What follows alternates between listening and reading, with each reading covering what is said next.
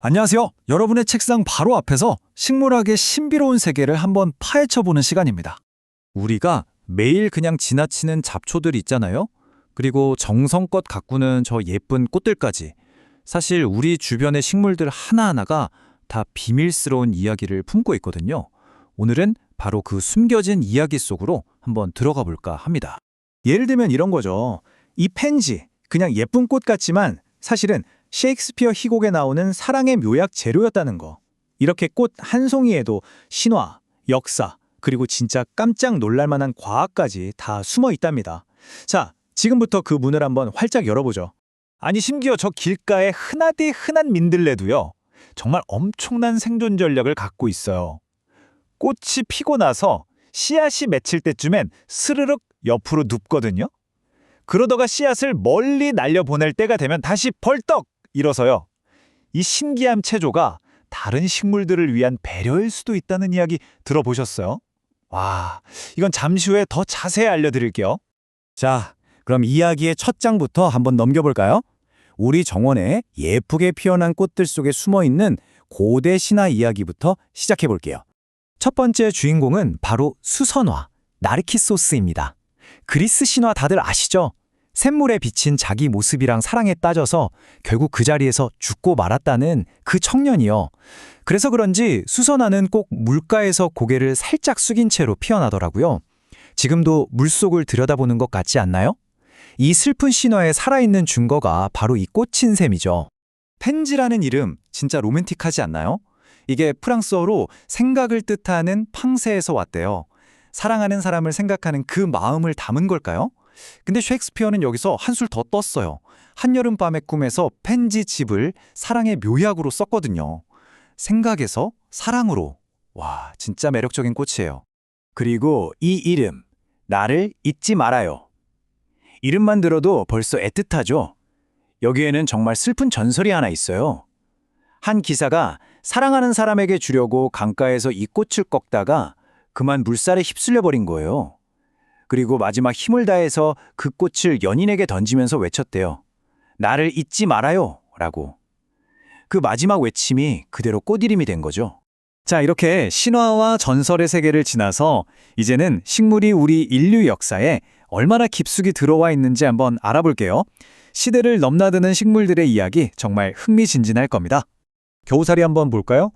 옛날 드루이드들은요, 다른 나무들이 암상해지는 한겨울에도 혼자 푸르릇한 이 겨우살이를 보고 생명의 상징이라고 생각했대요. 굉장히 신성하게 여겼던 거죠. 근데 이 식물이 시간이 흐르면서 지금은 크리스마스에 그 아래에서 키스하는 낭만적인 풍습으로 이어진 거예요. 진짜 신기한 문화적인 변신이죠. 글라디올루스는 이름부터가 좀 싸움의 기운이 느껴져요. 고대 로마 검투사들이 쓰던 검 이름이 글라디우스였거든요. 입모양을 보면 진짜 검처럼 뾰족하게 생겼잖아요. 여기저 이름이 유래한 거예요. 그리고 이게 중세시대까지 이어져서 병사들이 전쟁터에 나갈 때 부적처럼 글라디올로스 구군을 몸에 지니고 다녔다고 합니다. 무기에서 시작해서 이제는 나를 지켜주는 수호의 상징이 된 거죠. 똑같은 꽃인데 문화권에 따라서 의미가 어떻게 이렇게 달라질 수 있을까요? 그 대표적인 예가 바로 국화입니다. 우리나라나 유럽 일부에서는 장례식에 쓰이면서 슬픔을 나타내잖아요. 근데 호주에서는 어머니 날에 감사합니다 하고 선물하는 가장 인기 있는 꽃이에요. 와, 의미가 정말 180도 다르죠?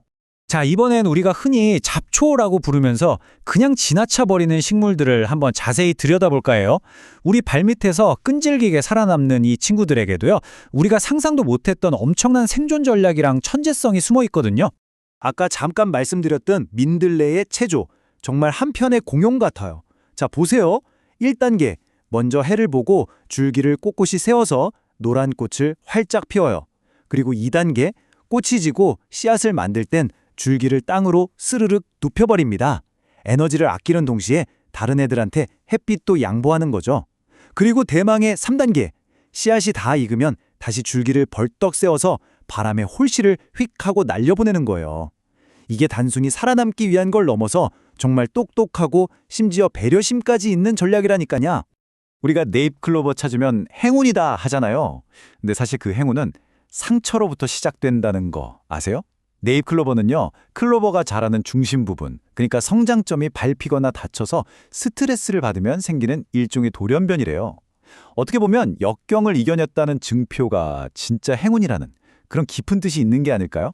정말 길가에 피어난 아주 작은 잡초 하나에도 이렇게 깊은 이야기가 있을 수 있다니까요.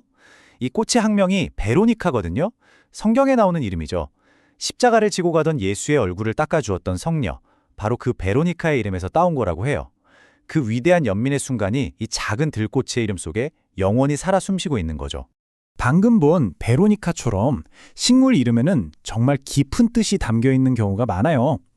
자, 그럼 마지막으로 몇몇 식물들이 어떻게 이렇게 신기하고 재미있는 이름을 갖게 됐는지 그 놀라운 배경 이야기를 한번 따라가 보시죠.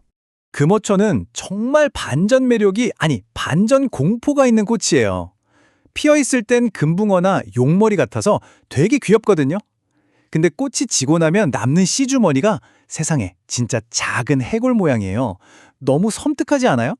이 기묘한 모습 때문에 옛날 사람들은 금어초가 악기를 쫓아내는 힘이 있다고 믿었대요. 카네이션 이름의 유래는 바로 그 색깔에 있어요. 라틴어로 고기나 살을 뜻하는 카르네라는 단어에서 왔다고 하는데요. 근데 여기서 진짜 재밌는 게 뭔지 아세요? 우리가 아는 그 카니발 축제도 어원이 똑같다는 거예요.